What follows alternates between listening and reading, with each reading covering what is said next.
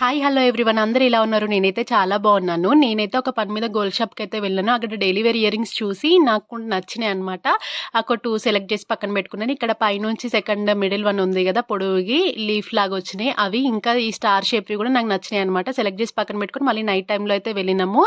అంటే తీసుకుంటానో లేదో కన్ఫర్మ్ అయితే తెలియదు. ఆల్రెడీ ఉన్న ఇయర్ రింగ్స్ ఇంకా ఒక రింగ్ అయితే విరిగిపోయి ఉండే, అవి ఇచ్చేసి ఇంకా మనీ పడితే ఇచ్చేసి తీసుకుందామని అయితే అనుకున్నాను. 2-3,000 అట్లా పడతాయేమో అని అనుకున్నాను. బట్ 14,000 అట్లా చేంజ్ అయితే పడింది అనమాట. మా హస్బెండ్ నా కోసం తీసుకున్న కాస్ట్లీ ఫస్ట్ గిఫ్ట్ ఇదే అన్నమాట. అంటే ఆల్రెడీ ఇచ్చిన ఇయర్ రింగ్స్ కాకుండా ఇంకా 14,000 ప్లస్ అయితే పడినాయి కదా, సో అందుకని ఇప్పుడు ఆల్రెడీ ఉన్న ఇయర్ రింగ్స్ అయితే పైన పూస వచ్చి కింద 2 చైన్స్ అవి ఉన్నాయి కదా, నా స్కూల్ టైం నుంచి మెయింటైన్ చేస్తున్నాను నేనైతే ఇవి.